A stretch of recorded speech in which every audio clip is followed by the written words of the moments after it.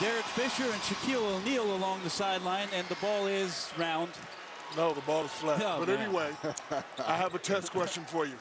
What is THTDFAIB? House that these two guys built. And the Clippers out in transition early. We're familiar with the freeways here, and maybe not so much the directions. And these two teams are going in opposite ones. What are we looking at tonight between the Knicks and the Clips? Well, you know, the Clippers definitely have to find themselves. You know, they started off pretty well, and they got hit with a couple injuries. They got all the guys back now, but they still don't have that playoff rhythm. Obviously, the incident that happened with him missing the game early, but he has shown some flashes. He's got an interesting offseason. What about Derrick Rose's future for not only the Knicks, but maybe somewhere else in the league? Yeah, I mean, I think Derrick Rose, as Courtney Lee knocks down that jumper, sometimes is more complicated because of what people make it than what it actually is when you run it. But by and large, basketball is still more of a team game. Well, you know, my idea is that I love the triangle because the triangle, as long as you're moving the ball has to find the open player. So I'm always curious why some teams really struggle with it and players are resistant to it. Well, that's because you were in the post, Lisa, and you touched it every time. Blake Griffin from deep. You like that shot defense from Blake Griffin? I like it because they need the floor spacing. He's been shooting the ball at 35% clip from the three since the All-Star break. And I think if Blake Griffin and DeAndre Jordan are going to be in the game in the fourth quarters as the Clippers reach the playoffs, his ability to make that shot consistently. Porzingis move over there, some oohs and ahs out of the LA crowd. Coast to coast, you appreciate good basketball. Redick off the screen, in the DJ. Oh, great pass. In the last 10 games for them since the All-Star break in 24 minutes. Chris Paul out of the post. Like we talked about, Blake Griffin's ability to make the three-point shot or transition shots. Chris Paul and Blake Griffin remain as the starters on the floor here to finish out the first. Austin Rivers left side three on the way. That's no good. Came out of his hand a little bit wonky, but Griffin able to collect the offensive rebound. And Doc Rivers talked pregame about how fortunate they are to pound the smaller defenders.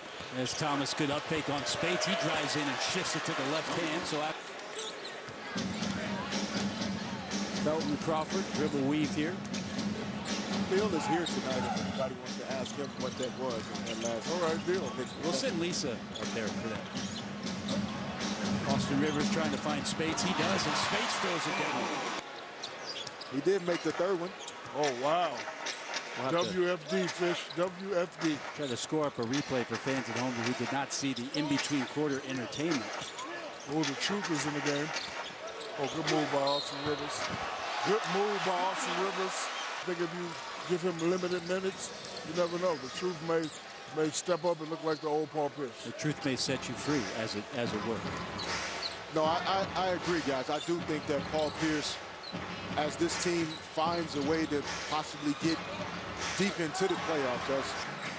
And guys, we talked about Austin Rivers, before the break, but I do agree with some of what you mentioned, Brent. I do think Raymond Felton's play next to Austin Rivers has really been helpful for both guys. I think Raymond Felton's had a really good year for the Clippers. To head up what the second unit does. Yeah, no, I think early in the year, this second unit was their better defensive unit. Just line them up, Fish. You know the drill. Yes. Ron Baker to Porzingis. Tough angle to bank it, but Porzingis able to pull that off. Maybe Blake Griffin doesn't have the same amount of room to play consistently down in that block area as Porzingis knocks it down.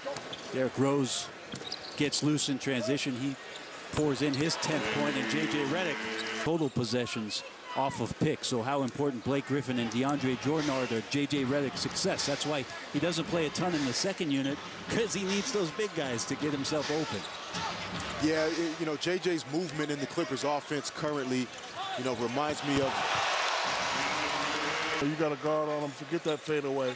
Boom, boom, boom, boom, boom. High percentage shot. No fadeaways. Hopefully some overpassing on the possession as J.J. had a three ball he could have teed up, and Melo says, let me handle this one. Right side, out in transition. CP3 ahead to Blake, left hand. Like that, high percentage shot. Run the court. CP3, great pass. That's how you finish. There's no way that the shooter should be the first guy getting back, though, Fish. You made that point earlier. If the point guard doesn't shoot it, he's going to be the first one back as Melo scores again. Yeah, Doc also expressed at the last 6 minutes that, there was a lack of focus. Oh, great pass right there. CP3 to DeAndre Jordan. Also clean up the court as there's a bit of fabric out there. Melo left side pull up. That's going to go. Back come the Clips. By Mute up top. And so far in the first, obviously a lot of potential still there in Porzingis, but making strides this season and looking comfortable, especially from that short corner. As a big guy, I don't really like that shot, but if he's hitting it consistently and Doc doesn't mind, I guess I don't mind. Yeah, but it's invaluable, big fella, if the Clippers are going to go deep into the postseason. So his ability to stretch the floor by making perimeter shots is huge for the Clippers offensively. And he'll work on Hernan Gomez. 3 on the way. That's good. He's feeling it. Took his time. And the keys.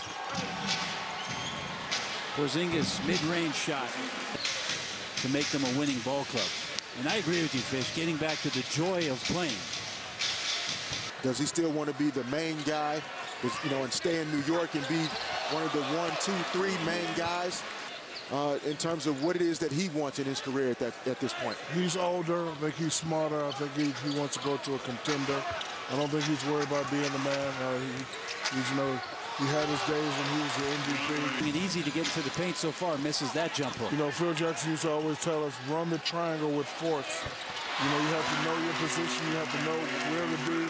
And then we had a meeting and we all decided, hey, we have to get rid of our habits. So I used to like to get it in the post and tell everybody to get out the way. When Phil Jackson came in 99, 2000, Shaq, myself, Kobe, we had been here since 1996. Chris Paul hit him with that Ginobili. Porzingis went to guard around, he hit him with that sham guard. And they haven't kept a lot of the younger players. We traded Tim Hardaway a couple years ago. Iman Shumpert was traded away a couple years ago. Coups for what could be disastrous. There's the fade. There's the 2. Got him. I predicted that one, Fish. Got him.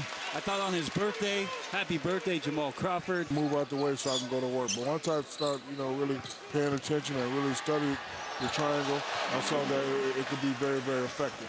Nice job by Ron Baker along starts the offense, works off the high screen from Spates. Plumlee with a good job just standing up.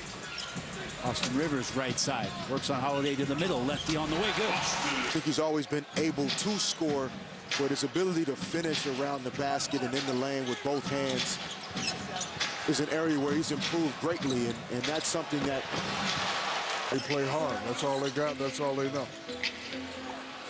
Jamal Crawford right side knocks that one down and falls back into the front row.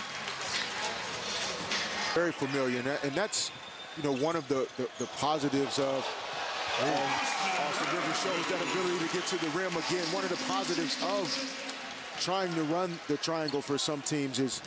And then in 2015 Western Conference semis, Houston 4-3, we know, and always a tough place to play, especially come playoff time. They're hungry to get back into the postseason. Well, some of those questions, are good questions to have. I mean, and Blake Griffin to a max deal in the same year would definitely limit any future moves for the Clippers. So, thoughts would tell you that maybe one of those guys. 8-point game, with the Jazz and the Mavericks that are playing a little bit better. They're playing a better basketball as of late this season. So that won't necessarily be an easy game. And then the Wizards were also on that list as well. So the Clippers have a couple very winnable games and then a few opponents that could create some problems for them, but any team they face. So that's a good confidence to have. But if we do meet in the first round, this is what you're going to get. You can't give Utah a chance to tie and then, leave it up to, this and that. That must be a statement game for the Los Angeles Clippers. There's a lot of coming together for this Clipper team as they close out the season. Not about getting wins, but about the way that they win. And in this one, Doc's got to be happy with the way they took care of business against this New York Knicks team that is struggling to finish off their campaign. Doc shaking hands with Jeff Hornacek.